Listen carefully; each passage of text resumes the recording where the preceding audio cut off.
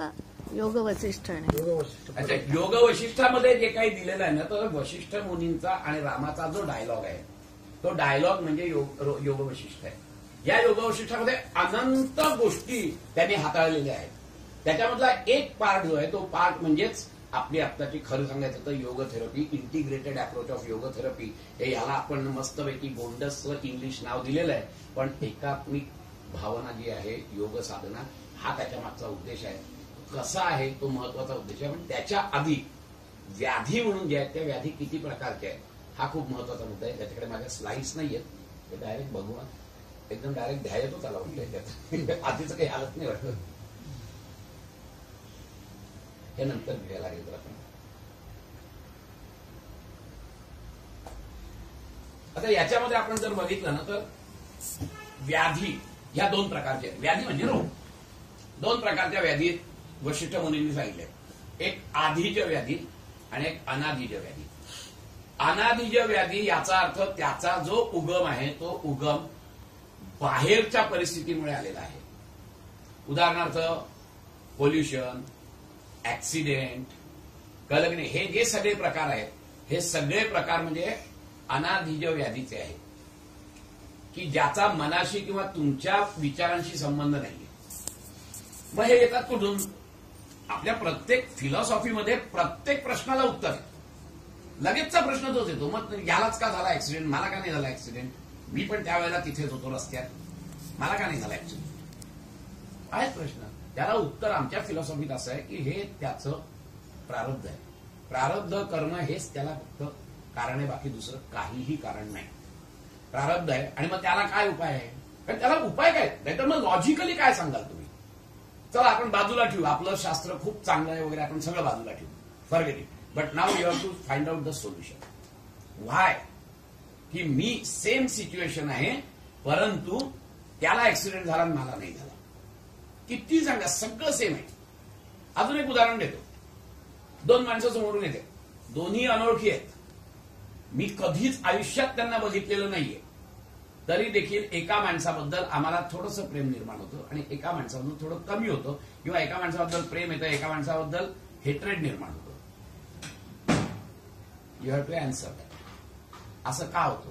दोन्ही माणसं नवीन आहेत, दोन्ही माणसांना पहिल्यांदा बघितलंय, दोन्ही माणसांचे स्वभाव मला माहित नाहीत, त्यांची घराणी मला माहित नाहीत, काही माहित नाही, बट स्टील इट हॅपन्स.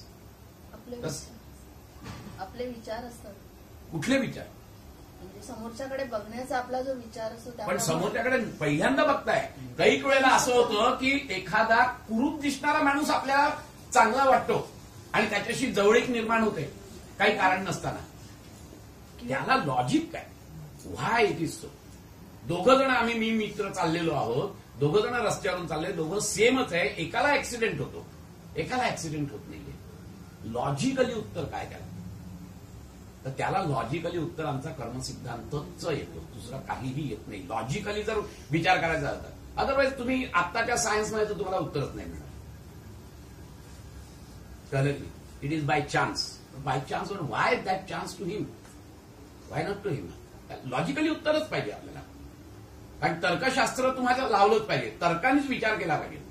तर्काने, शुद्ध तर्काने विचार करून अशा कुठच्या फिलॉसॉफीमध्ये ह्याचं उत्तर मिळतं, मला जर मिळालं तर जरूर सांगा. ह्या आणि अशी मी 10 नाही 100 उदाहरणं देईन तुम्हाला की you tell me the logic behind it. पण ते लॉजिक एक कर्मसिद्धांत, जर का कर्मसिद्धांतावर मी 3-3 दिवस बोलतो, आता तो विषय नाही म्हणून सांगतो तुम्हाला, पण it is so scientific, it is so logical. तर्कशुद्ध असा कुठचा विचार असेल तर कर्मसिद्धांत आहे की जो आमच्या फिलॉसॉफीचा बेस आहे. फिलॉसॉफीचे 4 बेस आहेत आपले, एक लक्षात घ्या. एक पहिला म्हणजे मोक्षाची संकल्पना, सगळ्या दर्शनकारांनी मोक्षाबद्दल बोललेले आहे, कळलं की? दुसरं पुनर्जन्म, त्याच्याच अनुषंगाने येणारा कर्मसिद्धांत. तिसरं प्रमाण चर्चा, प्रत्येक दर्शनात आहे. हे सगळे कॉमन आहेत. हे ऍक्सेप्टेड फॅक्ट आहे की प्रत्येक दर्शनालय तुम्ही कुठच्या आधारावर, आपण नेहमी बोलतो ना, काय आधार आहे तुला, काय प्रमाण, काय तुला प्रमाण पाहिजे, त्याशिवाय बोलायचं नाही. कारण तर्कशास्त्रामध्ये भारतीय तत्वज्ञानासारखं माझ्या मताने दुसरी कुठेच ग्रंथ नाहीये. शुद्ध तर्कशास्त्र जर कुठे बघायला मिळेल तर तुम्हाला या दर्शनांमध्ये बघायला मिळतं. कारण ते जे डेव्हलप झालंय ना ते वादी प्रतिवादीमुळेच डेव्हलप झालेलं आहे. वादी प्रतिवादी म्हणजे उगीच आपलं आता जसं केजरीवाल आणि हे करतायत मोदींच्या विरुद्ध, त्याला वादी प्रतिवादी नाही म्हणत. वादी प्रतिवादीमध्ये माझं एखादं दर्शनमध्ये जर का मला फॉल्ट असेल असं वाटलं तर मी त्या दर्शनाचा आधी प्रचंड सखोल अभ्यास करतो आणि नंतर मग त्याचं कसं चूक आहे नुसतं सांगत नाही, तर कसं पाहिजे हे मी माझं तयार करतो, मत ते मांडतो. ते मांडल्यानंतर तो जो जुना दर्शनकार असतो ना तो म्हणतो अरे ह्यांनी असा आक्षेप घेतलाय माझ्या दर्शनावर आणि it seems to be okay. मग तो त्याचं दर्शन अजून सुपर फाईन ट्यून करायचा प्रयत्न करतो. मग तो कळल्यानंतर मग हा पण म्हणतो अरे यांनी याला असं उत्तर दिलं, मग हा याचं फाईन. असं ते वादी प्रतिवादी पद्धतीने आमची सगळी दर्शनं अशी क्लास झालेली आहे की एक दर्शन वाचलं की असं वाटतं हा हेच बरोबर आहे. मग दुसरं अद्वैत वेदांताचा म्हणा नाही, अद्वैत वेदांतासारखा दुसरं हे नाही, फिलॉसॉफी नाही. मग सांख्य वाचलं नाही, सांख्य अल्टिमेट आहे. तुम्ही कुठचंही दर्शन घ्या इतकं ते फिलॉसॉफी तर्कशास्त्राला धरून असतं, कारण सगळी दर्शनं आमची फाईन ट्यून केलेली आहेत ह्या प्रकारामुळे. केजरीवाल आणि राजीव गांधी सारखं नाही कोणी उगीच हे करत. वाद प्रतिवाद म्हणजे ते तसे नाहीये. तर माझं दर्शन किती फाईन होईल याच्यासाठी तो त्या दर्शनाचा अभ्यास करतो, दुसऱ्या दर्शनाचा, आणि मग माझ्या दर्शनात बदल करतो. त्यामुळे तर्कशास्त्राच्या दृष्टीने ह्या अनादिज व्याधीला फक्त आणि फक्त एकच उत्तर मिळतं आणि ते म्हणजे प्रारब्ध. आणि ह्याला औषध काय? प्रत्येकाला औषध पण पाहिजे. तर ह्याला मणी, मंत्र आणि औषध असे 3 प्रकार वशिष्ठ मुनींनी सांगितले की हे बाहेरच्या याला तुम्हाला औषध द्यायला पाहिजे.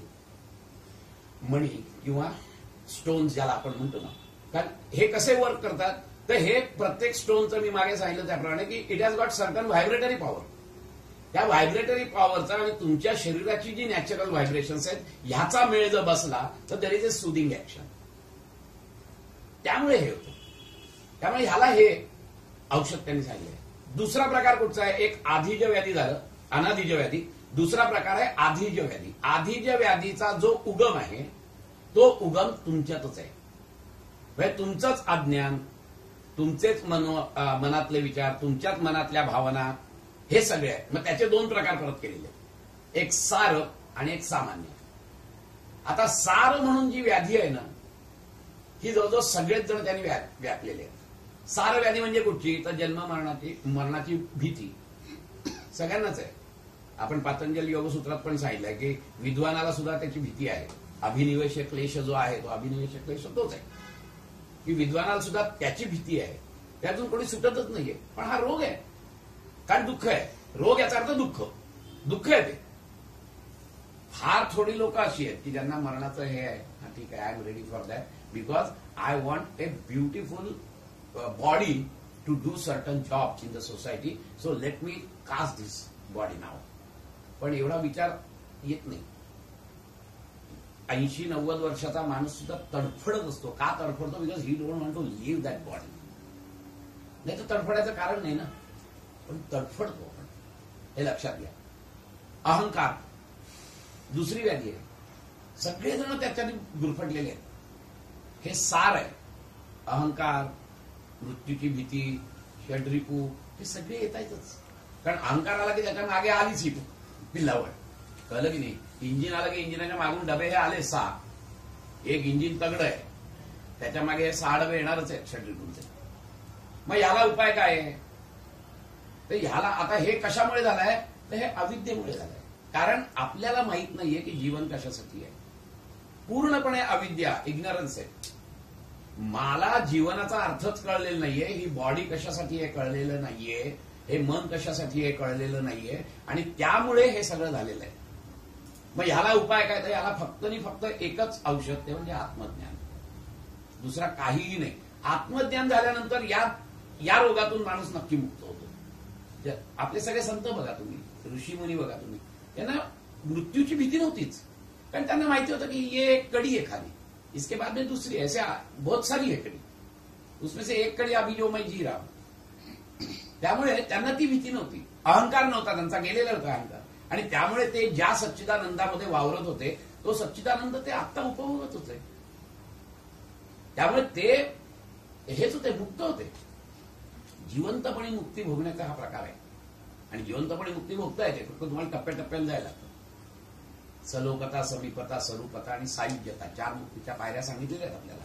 सायुज्यता मुक्ती ही देह असताना सुद्धा तुम्ही मिळवू शकताय. त्यामुळे ह्या ज्या प्रकार आहेत, हा प्रकार या साऱ्या ह्याच्यात होतो. आणि दुसरा सामान्य. सामान्याचं हे जे आहे ते मनोमय कोशाच्या पूर्णपणे डिस्टर्ब झाल्यामुळे उद्भवणारे जे रोग आहेत, म्हणजे मनोमय कोश तुमचा जो आहे, मेंटल स्ट्रेस जो आहे, या मेंटल याच्यात प्रचंड धुमाकूळ झाल्यानंतर त्याचे परिणाम शरीरावर होतात आणि त्यामुळे जी व्याधी निर्माण होते त्या व्याधीला सामान्य व्याधी म्हणतात. आणि स्टॅटिस्टिक्स असं सांगतं की 90%, 95% जवळजवळ व्याधी ह्या अनाधिज व्याधीमधल्या सामान्य स्वरूपाच्या आहेत. आणि 5% ज्या व्याधी आहेत त्या फक्त आधिज व्याधी, ते अनाधिज व्याधी आहेत. आणि ह्या आधिज व्याधी आहेत सगळ्या. आता हे कसं निर्माण होतं, हा रोग येतो कसा, ते very beautifully he has explain. त्याच्यासाठी आपल्याला पंचकोश बघायला पाहिजे. आपण आता बघितलं पंचकोश यांनी घेतलेलंच आहे.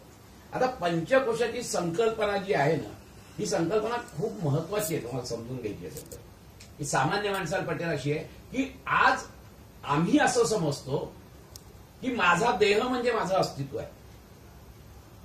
महत्वाचा मुद्दा लक्षात घ्या तुम्ही. आज मी असं समजतो की माझा देह म्हणजे मी आहे, ही भावना नसून आमच्या उपनिषदांनी ठोकपणे असं सांगितलेलं आहे की तुमच्या अस्तित्वाचे 5 स्तर आहेत.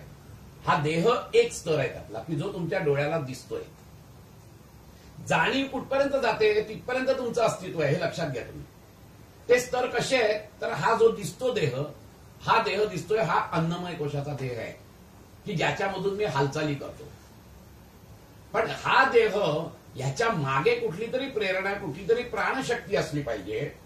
आणि म्हणून या देहाच्या बाहेर, तो बाहेर म्हणजे इथून बाहेर नाहीये. आता हा देह माझा इथपासून इथपर्यंत आहे ना, प्राणमय कोश माझा इथपासून इथपर्यंत आहे. अजून एक्सपान्सिव्ह आहे पण जास्त विरळ आहे. हा देह पंचमहाभूतांचा बनलेला आहे. परत लक्षात घ्या, पंचमहाभूतांचा म्हणजे पृथ्वी, आप, तेज, वायू, आकाश, ह्याच्या मिश्रणातून जे जे बनलेलं आहे, हा कॉम्प्युटर, हे टेबल, ही सतरंजी, त्याचप्रमाणे हा देह बनलेला आहे. And to be very frank with you, हा देह तसाच आहे, त्याच्यात चैतन्यच नाहीये. त्याला जी आतले जे जाणीवेचा स्तर आहे, की जो मन आहे, त्याच्यामुळे हा देह चालतोय असं वाटतंय. चालवणारा तो आहे. आणि म्हणून त्याला जी शक्ती मिळते ती त्या प्राणमय कोशातून मिळते, की जे अजून सूक्ष्म आहे पण विस्तारित आहे. आणि म्हणून प्राणमय कोश माझा इथून इथपर्यंत आहे. त्याच्या पुढे जो मनोमय कोश आहे तो माझा अजून विरळ आहे आणि अजून विस्तृत आहे. तो इथून सुरुवात, एकमेकांना अडकलेले ते सगळे, म्हणून इथूनच सुरुवात होते. तो हा इथून इथे, इथून इथे असं नाहीये ते, तर इथूनच सुरुवात होतोय. सगळे इथून सुरुवात होत आहेत, असे एकमेकात अडकलेले आहेत ते सगळे. आणि म्हणून तो एकाचा दुसऱ्यावर परिणाम होतो. आता होतं कसं, आमच्या सगळ्या इंद्रियादी ज्या हालचाली आहेत, या इंद्रियादी हालचाली आपल्याला या ह्याच्यात दिसतात. आता जाणीवेचा स्तर जो असतो, तो जाणीव, मला इथे टोचलं, इथे टोचलं म्हटल्यानंतर ताबडतोब इथून नर्वस सिस्टीमनी मेंदूपर्यंत संवेदना गेली. मेंदूला इमिजिएट कळलं आणि मेंदूने लगेच ऑर्डर दिली, बाहेर घ्या. मला जाणीव झाली. जाणीव कुठे झाली? इथे झाली जाणीव, कारण इथे टोचलाय. इथे जाणीव झाली. कळलं कुणाला? मेंदूला कळलं. कसं कळलं? इथे टोचल्यानंतर इथल्या संवेदना मेंदूला गेल्या आणि मेंदूने अनालिसिस केलं की अरे डेंजरस आहे, हात बाहेर काढून. इमिजिएट मोटर ऍक्शनला ऑर्डर केली त्यांनी की बाहेर काढून घ्या. झाले. आता मला तुम्ही सांगा की ते कोणीतरी तुम्हाला इन्सल्ट केला. कुठे केला इन्सल्ट? गुडघ्यात केला, हाताला केला इन्सल्ट, कुठे केला इन्सल्ट? मेंदूला झालं की नाही? जाणीव झाली की नाही? राग आला की नाही तुम्हाला? जाणीव झाली. कोणाला जाणीव झाली? तुम्हाला जाणीव झाली. म्हणजे तुमचं अस्तित्व कुठे झाली जाणीव? या शरीरात झाली का? या शरीरात नाही झाली जाणीव, पण जाणीव झाली. बरोबर आहे ना? म्हणजे याचा अर्थ तुमचं अस्तित्व शरीराच्या बाहेर कुठेतरी आहे. ते कुठे आहे? तर ते मनोमय कोश हा तुमचं जाणीवेचं स्तर आहे. मनोमय कोशामध्ये ते तरंग उठले रागाचे. आता ते रागाचे जसं इथे टोचल्यानंतर इथून संवेदना मेंदूत गेली, तसंच मनोमय कोशामध्ये रागाचे तरंग, कारण ह्या सगळ्या भावनांचे जे तरंग आहेत ना, हे मनोमय कोशामध्ये निर्माण होतात तरंगांच्या रूपाने. तुमचा राग, द्वेष, सगळे जे काही भाव आहेत, हे सगळे भाव मनोमय कोशामध्ये तरंगांच्या रूपाने येतात आणि मग ते तिथे येतात आणि मग मेंदूला कसे कळतात? कारण जाणीव तर व्हायला पाहिजे ना, त्याशिवाय तुम्ही उलटे बोलणार नाही ना त्याला, की मेंदू ठरवतो, अहंकार ठरवतो. अरे त्याने असं म्हटलं का, बोल त्याला बिंदास. तिथपर्यंत नाही बोलला तर राग येतो आपल्याला, तो राग स्पष्ट होतो. मग कुठे येतो तो? तर ते ज्या वेव्ज असतात, त्या वेव्ज तुमच्या इथे जो सायकिक सेंटर असतो त्याला हॅमर करतात, कारण ते एकमेकात गुंतलेलं आहे सगळं. अन्नमय कोश, मनोमय कोश, प्राणमय कोश सगळे एकमेकात गुंतलेले आहेत ते. त्यामुळे त्याच्यात वेव्ह निर्माण झाली, ती वेव्ह निर्माण झाली की ती तुमच्या सायकिक सेंटरला थार थार मारते. ते सायकिक सेंटर तो ऍक्टिव्हेट होतो. Psychic centre to hypothalamus there is a perfect connection of nervous system. ते मेंदूला कळतं आणि जाणीव होते तुम्हाला की अरे याने माझा इन्सल्ट केला. नाही तर नुसत्याच वेव्हच्या थ्रू वेव्ह झाली असती. कळलं की नाही? आता याचा अर्थ असा आहे की आता जाणीव कुठे झाली? शरीराला झाली नाही जाणीव. टोचलं कुठे? शरीराला नाही टोचलं. इन्सल्ट कुठे झाला?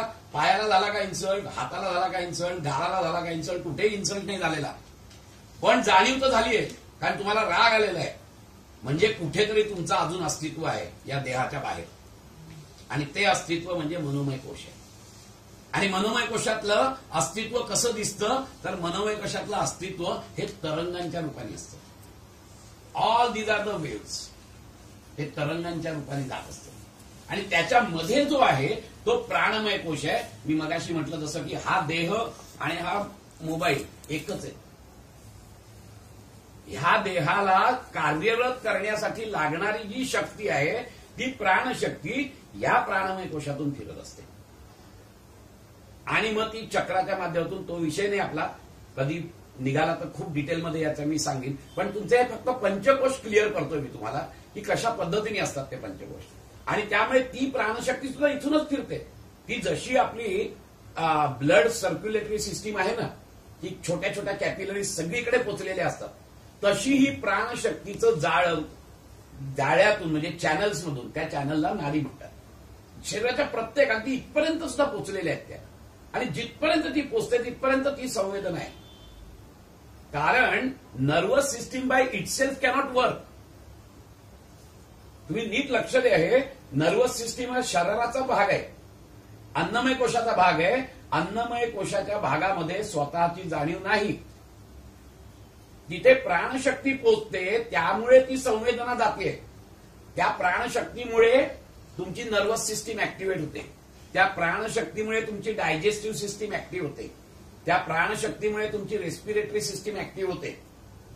तसं जर नसतं तर हा प्राण मी निष्प्राण झाल्यानंतर मी त्या याच्यातून आपल्या श्वसन मार्गामध्ये मी जर का ऑक्सिजन पंप केला तर मी जिवंत नाही होत. हे लक्षात घ्या. आपल्याला वाटतं की श्वास घेऊन मी श्वास सोडून, मी ऑक्सिजन घेऊन मी ऑक्सिजन सोडून मी जिवंत आहे, तसं होत नाही. तर ते तुमच्या फिजिकल बॉडीला ऑक्सिजनची रिक्वायरमेंट आहे, पण ती रिक्वायरमेंट कोण पुरवत आहे? श्वसन मार्ग नाही पुरवत आहे, त्याच्या मागे असलेलं चैतन्य पुरवत आहे, त्याच्या मागे असलेलं प्राण पुरवतोय. आणि जिथपर्यंत प्राण आहे तिथपर्यंत संवेदना आहे. प्राण निघून गेल्यानंतर, मी मागच्या वेळेस सांगितलं तसं की आता मी या देहाला एवढं कोड कौतुक त्याचं करतोय, हा जेव्हा निष्प्राण आहे तर प्राण निघून गेला की याच्यावरती मनामनाचे आम्ही ओंडके ठेवतो आणि आग लावून टाकतो, तरी ते हालत पण नाही काही शरीर. कारण संवेदनाच नाहीये, जाणीवच नाहीये तिची काही. ती जाणीव जी आहे ना, ती जाणीवेचे स्तर ह्याच्यानंतरचे आहेत. त्याच्यातला जो प्राणमय कोश आहे ह्याची जाणीव अजून स्थूल आहे, त्याच्यापेक्षा सूक्ष्म मनोमय कोशाची जाणीव आहे. आणि म्हणून मनोमय कोश प्राणमय कोशाला ऍक्टिव्हेट करतो, आणि मग प्राणमय कोश तुमच्या ह्या ज्या सिस्टीम्स आहेत त्या सिस्टीमला ऍक्टिव्हेट करतो आणि इंद्रियादी हालचाली होतात. आणि म्हणून तर डोळा उघडा आहे, पण तुमचं मन जर तिथे नसेल तर तुम्हाला माणूस दिसत नाही, तो समोरून निघून गेला तरी कळत नाही, जाणीवच नसते. जाणीव हा जो प्रकार आहे ना, हाच ज्ञान देतो तुम्हाला. माझ्या समोरून माणूस गेला याचं ज्ञान होतं म्हणजे काय होतं, तर त्याची जाणीव होते. आणि जाणीवेचा जो स्तर आहे ना, तो ह्या body by itself has no consciousness. Body by itself do not have any energy also. That energy resides in the pranamaya kosha which provides. आणि म्हणून कितीही बारीक ह्याच्यावर टोचलं तरी देखील ती संवेदना जाते, कारण की माझी त्या ज्या नाड्या आहेत ना प्राणमय कोशामधल्या, त्या नाड्यांमधून तो प्राण तिथपर्यंत पोहोचलेला असतो. जिथे प्राण पोहोचत नाही तिथली संवेदना गेलेली असते. ती संवेदना मेंदूला जात नाही, कारण तिथला तो जो नर्व्स जे असतात ना सेल्स, ते नर्व सेल्स कामच नाही करत, कारण त्याच्यामागे चैतन्य नाहीये. आज माझ्यामध्ये चैतन्य आहे, माझ्या सगळ्या सिस्टीम वर्क करतायत, कारण आतमध्ये ते चैतन्य धावतंय. आज तुम्ही ऐकताय, तुमचे कान ऐकताय, तुम्ही बघताय माझ्याकडे, तुमचे डोळे काम करतायत, कारण ते चैतन्य आहे म्हणून करताय सगळं. आज या सिस्टीममुळे, आज एक्सक्रिटरी सिस्टीम, सर्क्युलेटरी सिस्टीम, या सगळ्या सिस्टीम माझ्या काम करतायत म्हणून हा देह टिकलाय. पण या सिस्टीम आत्ता पण आहेत आणि एका क्षणानंतर पण नाही. परवा मी सांगितलं तसं आज चालू आहेत या सिस्टीम सगळ्या, आणि एका क्षणानंतर नाहीयेत. सिस्टीम्स आहेत, पण मी मेलोय म्हणून डिक्लेअर केलाय डॉक्टरनी. का बरं? त्या सिस्टीम तर चालू होते पाहिजे, नाही होत चालू. त्याचं कारण असं असतं की system by themselves do not have any consciousness. ते जे चैतन्य आहे ते चैतन्य गेलं माझ्यातून, म्हणून आम्ही निष्प्राण म्हणतो. निष्प्राण झाला तो. निष्प्राण झाला म्हणजे याच्यातून प्राण निघून गेला तुमचा. आणि म्हणून हा जो मनोमय कोश आहे, हा मनोमय कोश प्राणमय कोशापेक्षाही विरळ आहे, पण त्याच्यापेक्षा विस्तृत आहे. त्याच्यानंतर विज्ञानमय कोश आहे. विज्ञानमय कोशामध्ये हे नेहमी अनालिसिसचे तरंग निर्माण होतात. हे सगळे तरंग आहेत, हे लक्षात घ्या. इथे मनोमय कोशामध्ये भावनांचे तरंग निर्माण होतात. भावना, राग, द्वेष, प्रेम, असूया, हे सगळं मॅनिफेस्ट कसं होतं? राग आला म्हणजे कुठे राग आला? डोळ्यात राग आला, तोंडात राग आला, हातात राग आला? नाही, रागाचे तरंग निर्माण होतात त्या मनोमय कोशामध्ये, आणि ते तरंग तुमच्या सायकिक सेंटरला डिस्टर्ब करतात. ते सायकिक सेंटरवरून there is a nerve connection between psychic centre and the hypothalamus. ते हायपोथॅलॅमसला कळतं, आणि मग राग आल्यानंतर आमचं बाकीचं सगळे बॉडी फिजिओलॉजी चेंज होते. माझा इन्सल्ट केल्यानंतर पण माझी बॉडी फिजिओलॉजी चेंज होते ना. व्हाय? हायपोथॅलॅमस करणार ना तो. मग हायपोथॅलॅमसला आलं कुठून? शरीराला कुठे इन्सल्ट नाही झालेला, मग कुठून आलं? तर माझं जे अस्तित्व आहे ना मनोमय कोशाचं, त्या मनोमय कोशाच्या अस्तित्वामध्ये वेव्स तयार झाले, ते शांत नाही झालं. त्या वेव्स तुम्हाला हायपोथॅलॅमस पर्यंत पोहोचवतं. कसं पोहोचवतं? तर ते सायकिक सेंटरला धक्का देतं, कारण ते सगळे एकमेकात अडकलेले आहेत ना. मनोमय कोश, प्राणमय कोश, अन्नमय कोश, विज्ञानमय कोश. त्यामुळे कुठचाही कोशामध्ये काही डिस्टर्बन्स झाला तर it gets reflected on your physical body. त्याचप्रमाणे विज्ञानमय कोशामध्ये तुमचं जे काही अनालिसिस होतं, पाप पुण्य, चांगलं वाईट, ह्या सगळ्याचं अनालिसिसचे जे काही प्रकार घडतात, हे सगळे प्रकार त्या विज्ञानमय कोशात घडतात. आणि म्हणून त्या विज्ञानमय कोशाला बुद्धी म्हणतात. कुठली बुद्धी? सत्सद विवेक बुद्धी म्हणतात. सत्सद विवेक बुद्धी अशी की त्या कोश जर का तगडा असेल तर तुमच्यामध्ये ही कॅपॅसिटी, जाणीवेच्या स्तरावर ही कॅपॅसिटी निर्माण होते की चांगलं काय आणि वाईट काय. ही निरक्षीर बुद्धी जी आहे, ही निरक्षीर बुद्धी तिथे कंपन पावते विज्ञानमय कोशामध्ये. मनोमय कोशात नाही पावत. मनोमय कोशामध्ये फक्त भावनांचे तरंग राहतात, विचारांचे तरंग राहतात, अनालिसिसचे तरंग नाही राहत. अनालिसिसचे तरंग हे विज्ञानमय कोशात राहतात, आणि तिथेच आम्ही मार खातो की आम्ही विज्ञानमय कोशाला कधीच तगडाच बनवत नाही. विज्ञानमय कोशाचा कधी व्यायामच विज्ञानमय कोशाला देत नाही. आणि जेव्हा हे सगळे कोश एकत्रितपणे काम करतात आणि सक्षम असतात, त्यावेळेला तुमची जाणीव ही आनंदमय कोशाला पोहोचलेली असते. You are now experiencing bliss. तो आनंदमय कोशाचे तरंग त्या आनंदमय कोशात होतात. आनंदाचे जे तरंग निर्माण होतात ना, ते तरंग त्या आनंदमय कोशात निर्माण होतात. Which are very soothing. ते इतके सुदिंग असतात की त्याची जाणीव तुमच्या मेंदूला होते. प्रत्येकाची जाणीव मेंदूला झाल्याशिवाय काहीच होणार नाहीये. या जिवंतपणे तुम्हाला जर जाणीव व्हायची असेल तर ती मेंदूला पोचलीच पाहिजे. म्हणजे सगळ्या तरंगांचे सिग्नल्स हे मेंदूला पोचतात, आणि मेंदूला पोचतात याचाच अर्थ की तिथे ज्या ज्या घटना घडतायत त्या सगळ्या घटना तुमच्या मेंदूपर्यंत कशा येतात? जसं मी सांगितलं तसं टाचणी इथे टोचली तर इथून तुमचे नर्व सिस्टीमनी तुमच्या मेंदूला जातात, पण इथे टोचली तर.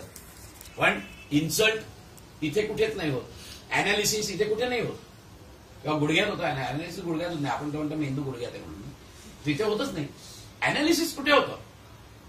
हातात होतं, पायात होतं. अनालिसिस कुठे होतं? त्याचे तरंग निर्माण होतात. त्याचे तरंग निर्माण होतात ते त्या विज्ञानमय कोशामध्ये होतात. आणि विज्ञानमय कोशात ते तरंग जेव्हा निर्माण होतात ना, त्यावेळेला तो माणूस विचार करत करत करत करत करत बोध जो प्रकार म्हणतात ना, रिअलायझेशन, हे विज्ञानमय कोशात होत असतं. आणि विचार फक्त 100 विचार असतात आपल्या इथे. डिझायरचे विचार असतात, हे करू ते करू. का तर डिझायर त्याच्या मागे काय आहे? तर त्याच्यामागे तृष्णा आहे. त्या तृष्णेमुळे मी विचार करतो. कळलं की नाही? ते जर का पूर्ण नाही झालं तर माझ्यामध्ये राग पण निर्माण होतो. हे सगळं लोअर माइंड आणि अप्पर माइंड असे 2 प्रकार आहेत मनोमय कोशाचे. Lower mind is for emotions and upper mind is for thinking. हे दोन्हीचे तरंग मनोमय कोशामध्ये होतात आणि त्याचं जे अनालिसिस होतं. एखादा चोर असतो, त्या चोराला नक्की माहिती असतं की चोरी करणं वाईट आहे. हे कुठल्या लेवलला? हे भावनेच्याच लेवलला माहिती असतं त्याला. फक्तच माहिती आहे त्याला की चोरी करणं वाईट आहे. त्याला बोध नाही झालेला, because he has not analysis. त्याची ताकदच नाही एवढी. अनालिसिस करण्याची ताकद असायला पाहिजे ना. ती ताकद केव्हा येईल? जेव्हा तुम्ही त्याला सवय कराल. आज तुम्ही एखाद्या माणसाला आयुष्यात ज्यांनी व्यायाम नाही केला आणि आसन प्राणायाम नाही केलं, त्याला सांगितलं चल 12 सूर्यनमस्कार कर, तो मरेल ना. पण त्याला सांगितलं आज 1 सूर्यनमस्कार कर, मग उद्या 2 झाले, मग 2 दिवस अजून तसेच ठेव, मग हळूहळू वाढवत 12 सूर्यनमस्कार. तसंच विज्ञानमय कोशाचं अनालिसिससाठी त्रास आहे. त्याला सवयच नाही अनालिसिस करायची की अरे मी चोरी करतोय, त्याचा काय उपयोग आहे, अल्टिमेटली मला सुख मिळणार आहे का, हे ते अनालिसिस आहे. बरं बाबा मी चोरी केली, मी पकडला गेलो तर काय होणार आहे, ते असं असं होणार आहे, मग त्याच्यापेक्षा चोरी करणं बरोबर आहे का वाईट आहे, अनालिसिस आहे. असं त्या अनालिसिसची सवय नसते. त्याला चोरीची भावना आहे, मला पैसे पाहिजेत, कारण मनोमय कोशाला अनालिसिसची पॉवर नाही. Mind do not have any power of analysis and discrimination. ते सगळं जे आहे ते सगळं विज्ञानमय कोशावर आहे. आणि म्हणून विज्ञानमय कोश ज्याचा तगडा असतो ना, तो माणूस आपल्या मनोमय कोशाला सांभाळू शकतो. आणि त्याच्यापेक्षा विस्तृत आहे तो, हे लक्षात घ्या तुम्ही. तो दाबू शकतो मनाला आणि मन शरीराला दाबू शकतो. एक साधं उदाहरण देतो तुम्हाला मी. आपल्याला मी माझ्या दिलेलंही असेल एखाद्या वेळेस. भूक लागलेली असते दोघांना. आईला पण भूक लागलेली असते आणि मुलाला पण भूक लागलेली असते. बरोबर नाही? शारीरिक भूक आहे ही. बरोबर आहे की प्रचंड पोटात कावळे उठलेले आहेत. ताट समोर आलाय. आईचा मनोमय कोशामध्ये प्रेमाची भावना उत्पन्न होते आणि मनोमय कोशाच्या त्या प्रेमाच्या तरंगांमुळे ती सहज रीतीने सांगते बाळा तू जेव, मला नाही, माझं पोट भरलंय. तिचं शरीर बंड नाही करत, किंबहुना तिला भूकच नाही लागत. व्हाय? कारण की मनोमय कोश इतका तिचा तगडा झालेला असतो, प्रेमाने भरलेला असतो की शरीर काहीच नाही करू शकत. मन सांगतं चुप बैस, माझ्या बाळाला घेऊन दे. आणि मन तिचं बंड नाही करत, शांत असतं मन. तिला किंबहुना आनंद होतो की हा माझं बाळ जेवता येईल. मन शरीर बंड नाही करून उठत त्याचं. कारण का की ह्याच्यापेक्षा विस्तृत हा मनोमय कोश आहे शरीरापेक्षा. तद्वतच मनोमय कोशापेक्षाही विस्तृत विज्ञानमय कोश आहे. विज्ञानमय कोशामध्ये जेव्हा असे सगळे तरंग येतात, अनालिसिस होतं, सगळे अनालिसिस करत करत करत करत करत जेव्हा बोध होतो, त्यावेळेला तो बोध लक्कन प्रकाश पडल्यानंतर विज्ञानमय कोश कुल्ली सांगतो मनोमय कोशाला शटा, आणि शांत बसतो. ते डिप्रेस नाही करत, सप्रेस नाही करत त्याच्या भावना. तर त्याला आपसुकच वाटतं. आणि मग तीच जी सत्सद विवेक बुद्धी असते, एकदा बोध झाला की ती सत्सद विवेक बुद्धी निश्चयात्मका बुद्धी बनते आणि ती निश्चय करते. ती निश्चय तिने केला बुद्धीनी की विषाद लागली त्या मनोमय कोशामध्ये भावनेचे तरंग उठतील. दारूचं मला खूप व्यसन आहे. समजा मी दारू पितोय, हे करतोय, कधी अनालिसिस केलंच नाही. कारण दारूची तलफ आली, मी दारू प्यायलं, त्याचं अनालिसिस केलं नाही की याच्यामुळे काय होत आहे, माझ्या पोटावर काय होत आहे, माझ्या शरीरावर काय होत आहे, माझ्या संसारावर काय होत आहे, माझ्या समाजातलं माझ्या स्थानावर काय काय अनालिसिस केलेलं नाहीये मी. फक्त भावना दारू प्यायची, दॅट्स इट. पण जेव्हा तो चालू करतो की अरे एक दिवस तो असा येतो का, कारण माझ्याकडे पैसे पण नाही, काय करायचं? मग तो चोरी करतो. कारण का? तो मोहून टाकतो त्याला. ते आपण नंतर कधीतरी घेऊया की कसं मोहून टाकतो. म्हणजे कामानंतर क्रोध, क्रोधामधून मद किंवा मत्सर किंवा लोभामधून मोह, असं ते षड्रिपूंचं जाळं आहे. कसं काय? फार सुंदर रीतीने ते ध्यायत्व विषयांकुंचा एक्झॅक्टली ते की हाऊ इट डेव्हलप्स घेऊ लागेल. तर पुढे आपल्याला भरपूर वेळ आहे, आपल्याला खूप खूप बुधवार आहेत आपल्याकडे. त्यामुळे एकेका विषयावर मी असं काही बोलीन, तो विषय आता नको. तर होतं कसं तुम्हाला सांगतो की जेव्हा तिथे तो अनालिसिस करायला सुरुवात करतो त्यावेळेला असं खूप अनालिसिस केलं तर, कारण सवय नसते त्यामुळे दमून जातो माणूस. ह्या प्रत्येकाला ताकद लागते, लक्षात घ्या. डिटर्मिनेशनची ताकद लागते. No, I will decide what to do. हे अध्यात्म हे येरागाबाळ्याचं काम नाहीये, हे लक्षात घ्या तुम्ही. अध्यात्माला प्रचंड ताकद लागते, अध्यात्माला प्रचंड डिटर्मिनेशन लागतं. हे कोणी उठलं आणि हा बस मी आता अध्यात्माला बसलो, मी त्यांना बसलो, येरागाबाळ्याचं काम नाहीये. त्याला सातत्य लागतं, त्याला डिटर्मिनेशन लागतं. अभयम सत्व संशुद्धी ज्ञानयोग व्यवस्थिती सांगितलेलं आहे. अभय, कुठलंही भय नको. मी करणार ही साधना म्हणजे करणार, कारण की मला माहिती आहे की या साधनेमुळे काय होणार आहे आणि त्यामुळे मी करणार आहे. दृढ निश्चय लागतो त्याला. साधं काम नाहीये अध्यात्म. आणि जेव्हा असं होतं आणि मग तो म्हणतो की नाही मी करतो, तर पहिल्या दिवशी थोडंसंच अनालिसिस करतो, तरी देखील त्याचं मनोमय कोशातल्या भावना तीव्र असतात. त्यामुळे तो जाऊन दारूच पितो. मग अजून 2-3 दिवसांनी अजून विचार करतो की काय आहे, असं नाही होत. मग थोडा कमी होतो त्याचा डोस, त्याची जाणं कमी होतो. आणि जेव्हा असं करत करत करत खाडकन त्याच्या याच्यात बोध होतो, which we call it the realisation. ते रिअलायझेशन झालं की ती बुद्धी मग निश्चयात्मका बनते. आणि एकदा बुद्धी निश्चयात्मका बनली की मग मात्र तो भावनेला सांगतो की शाका, भावना काही नाही करू शकत. कारण ती बुद्धी आता निश्चयात्मका, सत्सद विवेक बुद्धीवरून तीच बुद्धी निश्चयात्मका होते. केव्हा? जेव्हा तुमचं अनालिसिस पुरं होतं आणि तुम्हाला बोध होतो. आणि एकदा का बोध झाला की तुम्हाला काहीच नाही करत. It is not a suppression. Again I am telling you, मनोमय कोशाला सप्रेस नाही करत विज्ञानमय कोश. तर ते सहज घडतं. जसं सहज आई सांगते मुलाला तू जेव, मला नाही भूक, आणि तिला खरंच भूक. शी इज नॉट प्रिटेंडिंग. ती प्रिटेंड नाही करत की नाही मला काही भूक नाही. आतमध्ये ते आईला काय कार्ट आत्ता झालं, मला काही भूक लागली, असं नसतं तिच्या मनामध्ये. तर मनापासून तिला वाटतं की नाही मला भूक, तर नसते भूक ती. तसंच जेव्हा विज्ञानमय कोशामध्ये बोध होतो ना, त्यावेळेला आपोआप ह्या ज्या भावना आहेत ना, या दडपून जातात. It is not suppression, it is not pretending. आणि मग तीच निश्चयात्मका बुद्धी ही मनाच्या साह्याने इंद्रियांना काम करायला भाग पडते. हा सगळा जो खेळ आहे ना, हा सगळा अस्तित्वाचा खेळ आहे. ही आमची अस्तित्व आहे आणि या अस्तित्वाला पंचकोश म्हटलेलं आहे. आम्ही फक्त आमच्या नेकेड आयला दिसणारा हा जो देह आहे, या देहाला आम्ही फक्त म्हणतो की आमचं अस्तित्व आहे. तर तसं नाहीये. आमचं अस्तित्व आहे कारण आम्हाला जाणीव होतीये. आणि जाणीव होते तर ते कुठे जाणीव होते, हा विचार मनापासून करा. मी पंचकोश तुम्हाला आत्ता जे सांगितलं ते मुद्दामून असं सांगितलं की कॉमन माणसाला कळेल की नक्कीच पंचकोशाची संकल्पना काय आहे.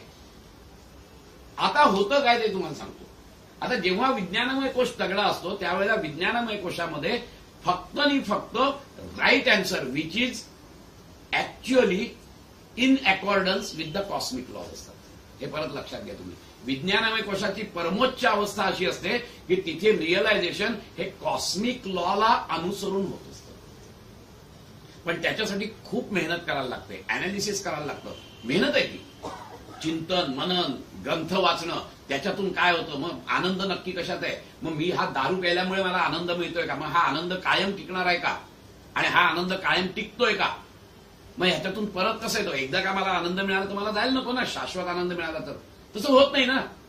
म्हणजे हा तात्पुरता आनंद आहे, मग हा तात्पुरता आनंदाची माझी भूक आहे का, हे अनालिसिस. मग तात्पुरता आनंद ही भूक नसेल, मग माझा काय भूक आहे, स्क्रिप्चर्स वाचा. मग स्क्रिप्चर्समध्ये काय दिलंय ते बघा, संतांकडे जा, गुरूंकडे जा, तो काय सांगतायत ते बघा, त्यांनी जे जे सांगितलंय त्याच्यावर चिंतन मनन करा. हे सगळे जे जिम्नॅस्टिक्स आहे ना, हे सगळं जिम्नॅस्टिक्स त्या विज्ञानमय कोशामध्ये होत असतं. कारण भावनेला काहीच नसतात अनालिसिसची पावर. भावना, राग आला की खारकन मुस्कटात मारली, मोकळं झालं, संपलं. त्याच्यापुढे तो कोण आहे, तो पॉलिटिकल लीडर आहे का, तो गुंड आहे का, तो मला काय करेल, नथिंग नाही. काळकन आस्कडात मारतो आणि निघून जातो. ती पाटलीनबाईची गोष्ट सांगतात माहितीये ना तुम्हाला, ते मुंगूस असतं पाळलेलं त्या पाटलीनबाईनी, आणि छोटं मूल असतं, ते नंतर ते मूल झोपलेलं असतं, हिला ते पाणी आणायला, आणि पाणी आणून आल्यानंतर बघते तर मुंगसाच्या तोंडाला रक्त. खलास एका क्षणात राग भडकतो की माझ्या बाळाला हिने चावा घेतलाय. उचलते धोंडान घालते डोक्यात, मुंगूस मरतं आणि ताबडतोब आत जाते. बघते तर त्याच्या बाजूला साप मरून पडलेला असतो. तेव्हा तिच्या लक्षात येतं अरे ते सापाला मारलं, ते रक्त तिच्या तोंडाला लागलेलं होतं.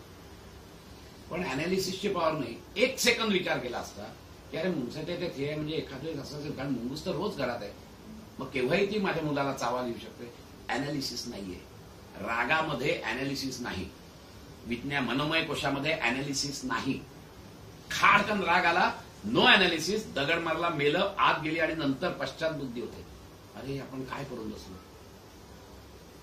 आणि म्हणून आपल्याला आधी पूर्वी सांगितली 10 आकडे मोज. 10 आकडे मोज अशासाठी मोज की त्याला वेळ दे ना त्या विज्ञानमय कोशाला थोडंसं काम करण्यासाठी. आपल्या इथे 10 आकडे मोज म्हणतात म्हणजे काय की त्याचं कारण हे आहे सायंटिफिक, की त्या विज्ञानमय कोशाला थोडा वेळ दे. पण काही लोकांचा विज्ञानमय कोश मृतवत असतो, त्यांना वेळ मिळाला तरी अजूनच ते हे असतं ना, कसा बैल कसा फुरफुरत असतो की नाही, तशीच फुरफुरत राहतात. कारण डेडच झालेला असतो, अनालिसिसची पॉवरच नसते त्यांच्याकडे, कधी केलेलंच नसतं अनालिसिस, मेलेलं असतं त्यांचं.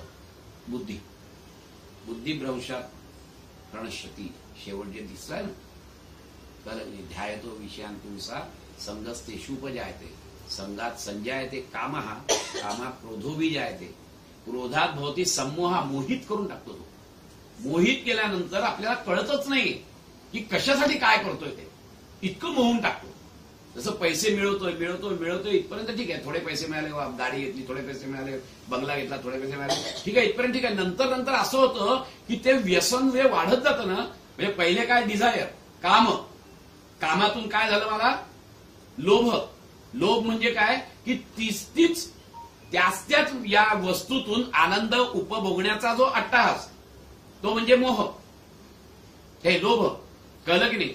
आणि त्या लोभाचं परिवर्तन मोहात होतं म्हणजे काय की नंतर तुमची पूर्ण तुम्हाला मोहिनी घालते ती वस्तू, आणि मग ती वस्तू जेव्हा मोहिनी घालते ना, त्यावेळेला तुम्ही मागचा पुढचा कुठचाच विचार करत नाही, बुद्धीचा जराही विचार करत नाही, आणि तुम्ही सरसकट त्याच्या मागे लागता, आणि तेच तुमचं साधनाचं साध्य म्हणतं. तो मोह की मोहिनी टाकते, मोहून जाता तुम्ही. आमचं सगळ्यांचं हे असंच होतं. आणि म्हणून आम्ही पैसे कमवले किंवा आम्ही काही जर उपभोग घेतला तर तो पुरुषार्थ नसतो. हे जे मोहिनी टाकण्याचा प्रकार आहे ना, हा प्रकार केवळ होतो कारण की आमची पहिले जिथपर्यंत लोभ आहे ना, थोडीशी बुद्धी जागृत असते. आज पैसे नाही, जाऊ दे तर उद्या घेऊया, पण उद्या घेऊया बरं का, ती तरी असते. पण जेव्हा ती वसन वाढत जाऊन ते लोभातून मोहात गेलं ना, की ही जी सतसत थोडीशी बाकी असते ना, ती पण नाहीशी होते. मग पैसे नाही काय, मग चोरी कर, मग घरातले दागिने विक, बायकोचं मंगळसूत्र, पण दारू पिऊ, याला मोहिनी म्हणतात. मोहित होतो. सत्सद वेगुद्धी कामच नाही करत. अरे काय चाललंय, कामच नाही करत त्याची सत्सद वेगुद्धी. आणि म्हणून क्रोधात भवती सम्मोहात स्मृती विभ्रमा, जी काही बुद्धी असते त्याची विभ्रम पडतो, आणि मग बुद्धिनाशात प्रणश्यती, सर्वनाश होतो. नुसता सर्वनाश नाही होत, तो माणूस पशुपेक्षाही कमीण्यासारखा वागतो. कारण पशु लोक कमीनी वागत नाहीत, ते त्यांच्याप्रमाणे वागतात, प्रकृतीप्रमाणे वागतात. ते कधी दुसरीकडे ते संस्कृतीत पण जात नाहीत, ते विकृतीत पण जात नाही. कळलं की नाही? आम्ही माणसं मात्र प्रकृतीवरून संस्कृतीत जाऊ शकतो, तसेच आम्ही विकृतीत पण जाऊ शकतो. प्राणी कधी जात नाही, प्राणी प्रकृती लेवललाच असतात. तो वाघ त्याचं जेवण झालं सगळं की बाजूला अगदी सुंदर हरिण गेलं तरी काही करत नाही, शांत असते. कळलं की नाही? किंवा ती हरणं पण बिचारी काही कोणी सभा वगैरे घेत नाहीत की आपण 100 हरणं तर या वाघाला काय करायचं, काही नाही घेत. ते त्यांचं तसंच असतं प्रकृतीवर. प्रकृती काय सांगते त्यांना, वाघ आला की पळून जायचं तर पळून जातात ते, एवढंच त्यांना माहिती आहे. ते विकृतीवर पण जात नाहीत, ते संस्कृतीवर पण जात नाहीत. वाघ विकृतीत जात नाही. एक हरिण खाल्लं, दुसरं खूप चांगलं दिसलं, त्यालाही मारलं, ते घरी घेऊन गेलं आपल्या इथे, कारण संध्याकाळी जेवण पाहिजे. असला प्रकार वाघ करत नाही. आम्ही करतो, आम्ही विकृतीत जातो. हा प्रकार आहे ना, हा विज्ञानमय कोशाचा प्रकार पूर्णपणे नष्ट झाल्याचं लक्षण आहे. आणि हे कोश सगळे जे आहेत, हे कोश जर नीट राहिले, एकमेकांना हे करून राहिले, तर ते स्वास्थ्य होतं. आणि ते स्वास्थ्य तुम्ही आनंदमय कोशात अनुभवता जाणीवेच्या रूपाने. आणि जर का या कोशांचं संतुलन बिघडलं तर मात्र तुम्ही अस्वास्थ्य होता, तो रोग होतो. आता हे कसं होतं, तर विज्ञानमय मनोमय कोशामध्ये जे तरंग उठतात, आता आपण बघितलं की हे आतमध्ये मिसळलेले आहेत एकमेकांत सगळे, कारण इथूनच सुरुवात होते सगळी, कळलं की नाही. त्यामुळे इथे जरी दाखवताना असं दाखवलेलं असेल तरी ते आहेत असेच, एक असा असेल, ते आतमध्ये मिसळलेले आहेत. आता मला तुम्ही इमॅजिन करा की मनोमय कोशामध्ये प्रचंड तरंग कायम निर्माण होत आहेत, नॉट पॉझिटिव्ह, निगेटिव्ह, ज्याला आपण युस्ट्रेस म्हटलेलं आहे. डिस्ट्रेस आणि युस्ट्रेस. तर डिस्ट्रेस जे आहे हे जेव्हा निर्माण होतात, ह्या तरंग हे बॅड तरंग आहे, हे लक्षात घ्या. आणि ह्यांचे जेव्हा तरंग प्रचंड प्रमाणात निर्माण होतात ना, इट ऑलवेज हिट्स दी प्राणमय कोश. आणि प्राणमय कोशाला ते हे करतात, धक्का देत असतात. आणि मग असे प्रचंड तरंग निर्माण झाले आणि ते दिसत नाही. हे सगळे जे कोश आहेत ना, हे सगळे कोश इतके विरळ आहेत. It is with material. हे कसं मटेरियलनी झालंय ना, हवा दिसते का तुम्हाला? पण हवा नाही असं म्हणू शकता का तुम्ही? हवा आहे. तसेच हे कोश पण आहे, हे आपल्याला दिसत नाही. आता मी त्या दिवशी म्हटलं तसं प्राणमय कोश मला दिसू शकतो. मी थोडीशी जर साधना केली, मी सगळ्यांचा प्राणमय कोश बघू शकतो. तसाच मनोमय कोश सुद्धा लोकांना दिसतो. मनकवडी लोक जी असतात ना, त्यांना मनोमय कोश पण दिसतो. आज किर्लियन फोटोग्राफीने तुम्ही फोटो काढू शकता ऑराचा तुमच्या.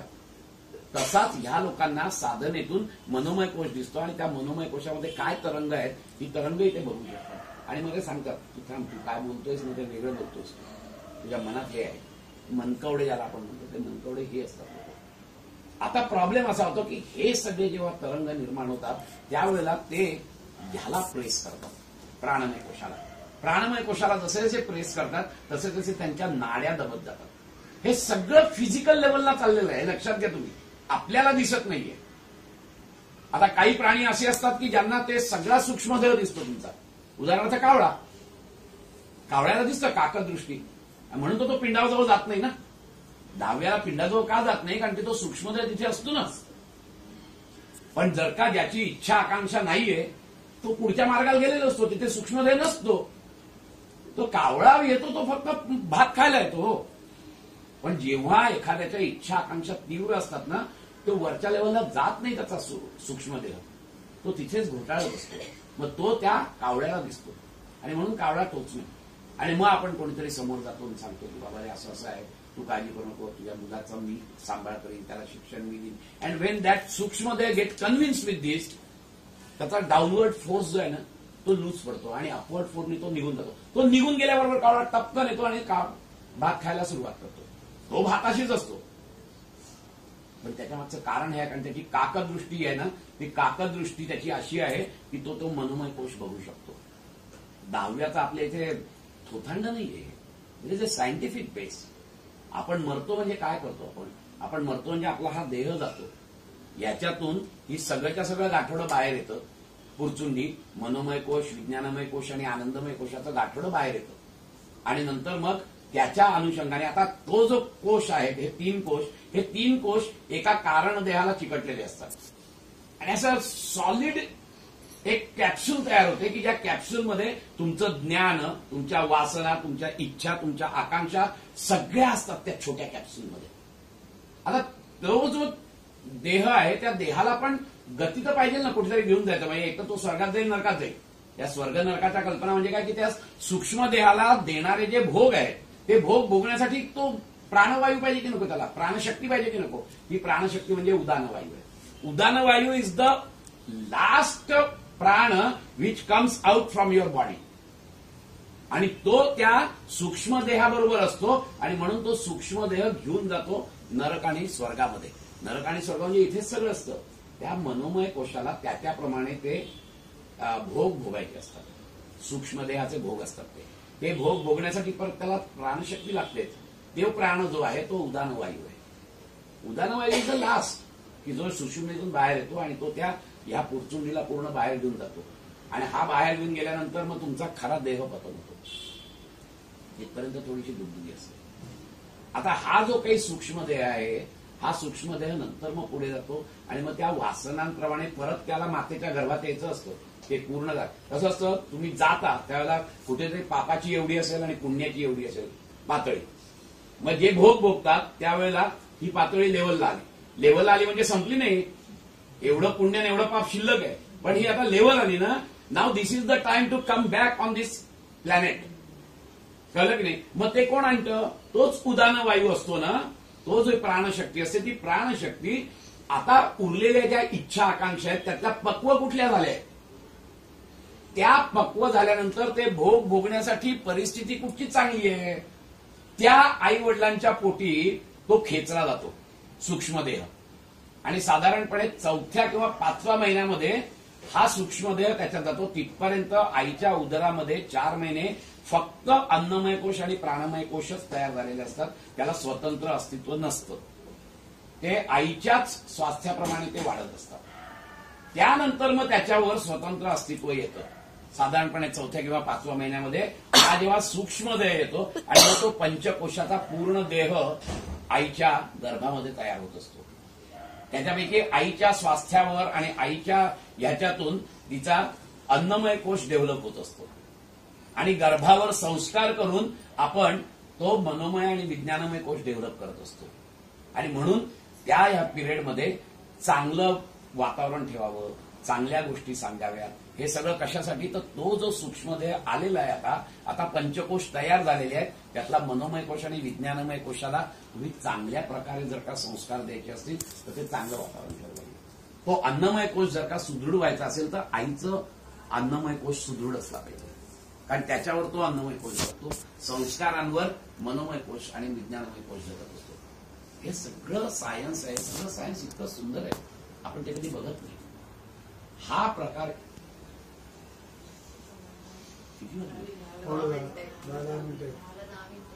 आपण किती बोलतोय,